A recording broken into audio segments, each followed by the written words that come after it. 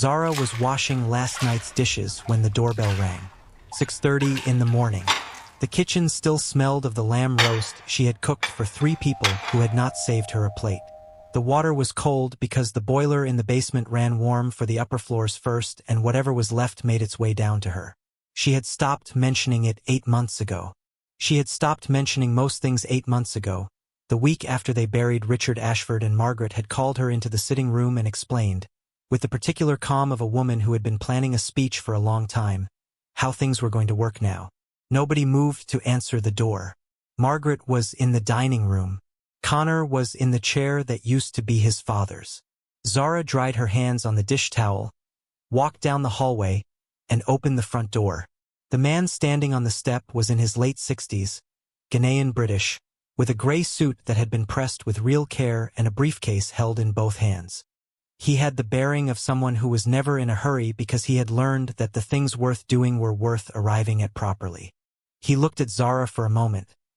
Not the way people usually looked at her in this house, which was through her, but directly at her, the way you look at someone you have been waiting to meet. "You must be Zara," he said. "My name is Gerald Osei. I was your father's solicitor for 30 years. I have been waiting to meet you properly." He paused on the word properly in a way that carried weight she could not immediately place. "Is the family assembled?" She stepped back and let him in. Margaret's expression when she walked into the dining room and saw Gerald Osei was the first interesting thing Zara had watched happen in this house in 8 months. It was not fear. It was the expression of someone recalculating. "Gerald," she said, "I wasn't told you were coming today." "No," he said pleasantly. "You weren't." He set his briefcase on the dining table with the authority of a man who had earned the right to put things wherever he needed them. "I'll need the family together, including Zara." "Zara isn't," Margaret began. "Including Zara," Mr. Osei said again, and the repetition was gentle and immovable, the way a wall is gentle and immovable. Connor came in from the hallway, and Isabel appeared at the top of the stairs wrapped in a dressing gown, and they arranged themselves in the sitting room the way they always arranged themselves. Margaret central, Connor beside her, Isabel on the arm of the sofa. Zara stood in the doorway. Mr. Osei looked at her standing there and said, "Zara, please come and sit down. This concerns you most directly." Connor looked at his mother. Isabel looked at her nails. Zara crossed the room and sat in the armchair by the window, the one nobody ever used because it had been Richard's favorite, and after he died Margaret had covered it with a throw and pretended it was storage. Zara moved the throw and sat down. Mr. Osei opened his briefcase. But to understand what happened in that room on that Tuesday morning, you need to go back 12 years, to a 13-year-old girl in a gray cardigan sitting in a social worker's office the day after her mother's funeral. Zara had not cried at the funeral. Not because she did not feel it, but because she had spent the previous week feeling it so thoroughly that by the day itself there was nothing left to spend. Her mother, Adwo Amensa, had been a quiet woman who worked long hours and laughed at her own jokes and made jollof rice on Sundays like it was a sacred act. She had never talked about Zara's father. Not once. Not with anger, not with longing. Just a silence that had its own shape, the shape of something she had decided to carry alone. The man who came to the social worker's office was white British, late 40s, with the look of someone who had been rehearsing something and was not confident in the delivery. He said his name was Richard Ashford. He said he had known her mother a long time ago. He said she would be safe. Zara had looked at him and thought about the word safe and what it meant in a house she had never seen with a family she did not know, and she had picked up her bag and gone with him because the alternative was a care system that did not know her name yet, and at least this man had said please. The house was large and cold in the way of houses that have enough rooms to avoid the people in them. Margaret's expression the first night at dinner was not hostile. Hostility would have been something. It was the expression of a woman looking at a problem she had agreed to accommodate and intended to manage at minimum cost. Isabel was 15 and looked at Zara the way teenagers look at something that has been placed in their space without their permission. Connor was 17 and called her the charity case in the second week, and then walked past her in the hallway for 6 years, as though the words had never happened and she had simply ceased to exist between their encounters. Richard gave her the small room next to the boiler. He apologized for it and said there would be a better one when the guest room was repainted. The guest room was never repainted. She learned to sleep with the sound of pipes. What she had instead of a better room was Sunday mornings in Richard's study when the family was out. He would make 2 cups of tea and she would sit in the chair by the bookcase and he would ask her what she was reading, what she was thinking, whether school was improving. He never explained why he had come for her. She never asked directly because she had learned that direct questions in this house produced either silence or a cost she would pay later. But she felt in those Sunday mornings that she was a real person to at least one person in the building, and that was enough to build a week from. Then Richard died and the Sunday mornings ended and everything that had been managed became unmanaged overnight. The week after the funeral, Margaret called Zara into the sitting room and sat across from her with her hands folded and said, "Richard is gone and the arrangements change now. You'll take on more of the household. Cooking, cleaning, the weekly shop. In return you have the roof and the heating." She paused. "I think that's fair." Zara looked at her. "I'm 24, she said. "I work part-time at the library." "The library doesn't pay enough to keep you," Margaret said. "This arrangement does. Do we understand each other?" Zara understood her completely. The basement room came 3 weeks later, when Margaret decided Connor needed the boiler room for a gym. She told Zara on a Wednesday evening. Zara moved her things on a Thursday morning. The basement had one small window that showed the bottom of the garden hedge and a ceiling that ticked in the cold. She put her books on the floor because there were no shelves and her mother's photograph on the windowsill because it was the only thing in the space that looked at her like she was worth looking at. Her birthday passed in November without a word from anyone in the house. She mentioned it to Nadia on their walk through the village the following afternoon. Nadia stopped walking. "Zara," she said, "you have to leave." "I know. I'm not saying it for conversation. I'm saying it because I've been watching you disappear in that house for 8 months and I need you to hear me. Leave. You don't owe those people a single day more." Zara wrapped both hands around her takeaway cup. The village was cold and bright and ordinary around them. "He came for me specifically," she said. "Richard. Out of everyone he could have chosen. He came for me and he never told me why. I don't think it was nothing, Nadia. I think I'm still waiting to find out what it was." Nadia looked at her for a long time. "What if there's nothing to find out? What if it was just guilt?" "Maybe," Zara said. "But I don't think so." She could not have explained it better than that. It was not hope exactly. It was something quieter and more stubborn. The feeling that the story was not finished. That there was a sentence still coming that she needed to be present to hear. She had no idea it was already in a sealed envelope in a briefcase 30 miles away. Mr. Osei took the sealed envelope from his briefcase and held it for a moment the way you hold something that has been waiting a long time to be opened. The sitting room was quiet. Margaret had her hands folded in her lap. Connor was leaning forward with his forearms on his knees. Isabel was looking at the envelope with the mild curiosity of someone watching a television program they had not chosen. Zara was sitting in Richard's chair with her hands loose at her sides, watching Mr. Osei's face, and something in the quality of his stillness told her that whatever was about to happen was not going to be ordinary. He broke the seal and unfolded the document slowly. "I will read the principal terms of the will of Richard James Ashford, dated the 14th of March, 3 years ago." He looked up briefly.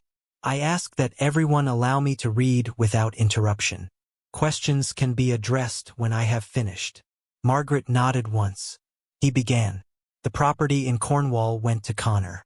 There was a fixed annual allowance for Margaret, generous, non-negotiable, and structured in a way that required no cooperation from anyone else to access. Isabel received her trust fund, available immediately. Connor received a secondary investment portfolio. Each of these things was read and received with the small movements of people noting what they expected to receive. Then Mr. Osei paused. He looked up from the document and looked directly at Zara and he said, "Ashford Holdings, comprising the full property portfolio, the investment company, all associated assets, and the primary estate valued at the time of signing at £60 million, is left in its entirety to Zara Ashford, born Zara Mensah, biological daughter of Richard James Ashford and Adwoa Mensah." The room did not make a sound. Zara heard the words. She heard each one individually and then heard them together, and neither version made immediate sense, the way a sentence in a language you have been learning for years can suddenly arrive in a form you understand completely and cannot quite believe you understand. Margaret stood up. "That is not possible," she said. Her voice was controlled in the way of someone exerting enormous force to keep it that way. "Richard did not have a daughter. Not before me. Not outside of this family." Mr. O'Shea looked at her with the patience of a man who had anticipated every word she was going to say and had prepared accordingly. "Richard Ashford had a relationship with Adwoa Mensah before his marriage to you. Zara was born from that relationship. Richard was unaware of Zara's existence until 2 years before he brought her into this house. When Adwoa's sister contacted him following Adwoa's death, he paused. He spent the 2 years prior to Zara's adoption arranging everything legally and ensuring that his wishes regarding her inheritance were properly documented and protected. He lied to me," Margaret said. "For 12 years he lied to me." "He made a choice about what to disclose," Mr. O'Shea said. "I am not here to speak to that. I am here to execute his instructions. This will be contested." Margaret's voice had dropped to something harder and quieter than anger. "Every word of it. You are of course entitled to seek legal counsel," Mr. O'Shea said, and something in the way he said it suggested he had also anticipated this and had made arrangements. "However, I should tell you that Richard spent the final 18 months of his life ensuring that this document would withstand any challenge. It has been witnessed, independently notarized, and reviewed by 3 separate legal firms. Your husband was a very thorough man." He paused. "On this matter, specifically, he was more thorough than on anything else in his professional career." Connor looked at his mother. Then he looked at Zara. Something moved across his face that she had not seen there before. Not guilt exactly, not yet, but the beginning of a reckoning. The early stage of a man reviewing a version of events he had been given and realizing it was not the only version. Isabel had not moved. She was looking at Zara with an expression Zara had genuinely never seen on her face in 12 years of living in the same house. She was actually looking at her. Not through her, not past her, at her. Like she was a person who had been in the room all along, and Isabel was only now registering the fact. Zara said nothing. She was still sitting in Richard's chair, and she was holding onto the arms of it lightly, not for support, just to feel something solid and real under her hands while the room rearranged itself around her. Mr. O'Shea reached into the envelope and produced a smaller sealed letter, handwritten, with Zara's name on the front in handwriting she recognized from the birthday cards Richard had left outside her door in the early years, before Margaret made even that feel like a problem. He walked across the room and held it out to her. "Your father asked me to give you this personally," he said quietly. "He said everything he could not say while he was alive is in there, and that this part is only for you." Zara took the letter. She looked at it for a moment. Then she stood up and she walked out of the sitting room and she went upstairs, not down to the basement, upstairs to the door at the end of the landing that had been locked since the week Richard died. She tried the handle. It was still locked. She looked at Mr. O'Shea, who had followed her to the foot of the stairs. He reached into his jacket pocket and held up a key. She came down and took it and went back up and unlocked the door to Richard's study and went inside and closed the door behind her. She sat in his chair by the window, the one she had sat in every Sunday morning for years while they drank tea and he asked what she was reading. The room smelled of old books and something she could not name that was simply him, still present in the walls somehow. She opened the letter. "We do not know exactly what Richard wrote. That was between them. But we know what Zara's face did while she read it, because Nadia asked her later that day and Zara described it the only way she could. She said it was like being handed the last piece of something she had been assembling for 12 years without a picture to work from. She said she cried once, briefly, in the middle of it. She said by the end she was not crying. She was just sitting very still with something settled in her chest that she had not felt since the Sunday mornings. She said it felt like being told, finally and completely, that the waiting had been right. She called Nadia from the study. "You were right," she said.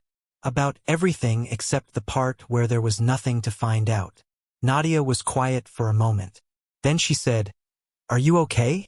"I think so. I think I'm going to be." "What are you going to do?" Zara looked out the window at the garden. The garden she had kept for 2 years, the hedges she had cut back in October, the beds she had weeded every spring without being asked because it was the one task in the house that felt like it was actually hers. "I'm going to learn how to run a company," she said. "And I'm going to do it properly." She did not throw Margaret out. That surprised people who heard the story later, Nadia included, if she was honest. Zara met with Mr. Osei the following week and reviewed everything carefully and made her decisions methodically. Margaret's allowance stood. The arrangement was that Margaret had the use of the house for 2 years and after that could choose to purchase it at a fair price or relocate. Connor received what the will had left him and Zara had no conversation with him about it either way.